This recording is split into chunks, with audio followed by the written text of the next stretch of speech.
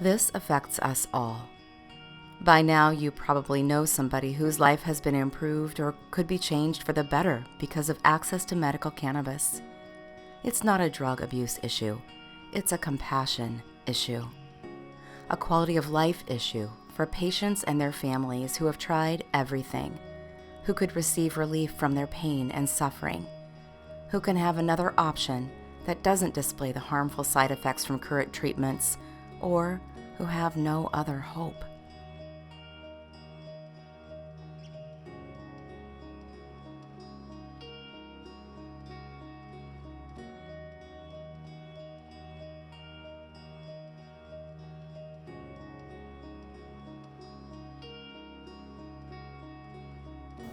At that point, I thought maybe my son was just blind. And at that point, I thought my life was over, that my son was blind or couldn't see very well. Never thought it could get worse.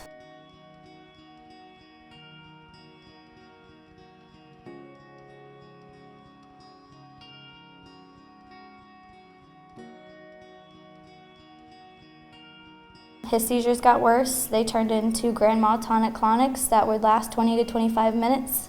We'd have to call the ambulance because he would lose oxygen. And we lived in a small town that didn't have their own ambulance, so that was scary in itself because we'd have to wait about 10 minutes before anybody even came to our rescue. With none of the medications working, he was on a ketogenic diet, like at least 4 or 5 pharmaceuticals, nothing was working, he was failing them all. We decided to try medical cannabis, and immediately within a few weeks of starting, Sebastian's grand mals went from 20 minutes down to 30 seconds.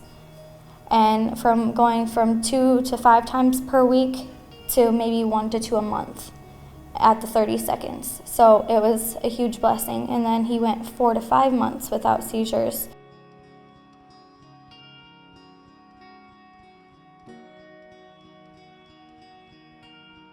Recently, he has started being in a lot of pain, and the cannabis was helping for most of it, but I did end up following doctor's orders and letting them put him on another medication, which I'm regretting because it can cause liver damage.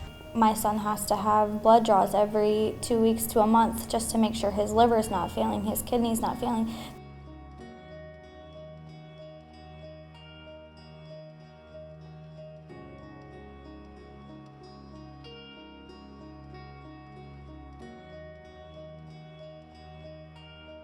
So it's now we have to pick or choose what we want our son on cannabis that is majorly working for the grand mal seizures, or we want the seizures to come back and try to figure out the pain.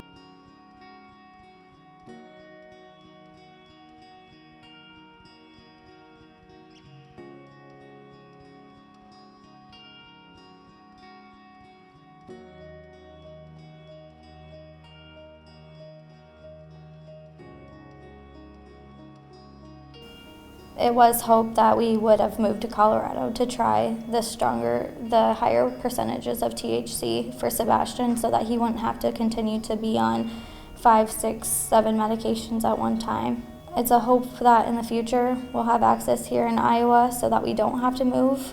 Iowa's our home. We really don't want to move, but we also can't see our son die before our eyes because that's essentially what's happening.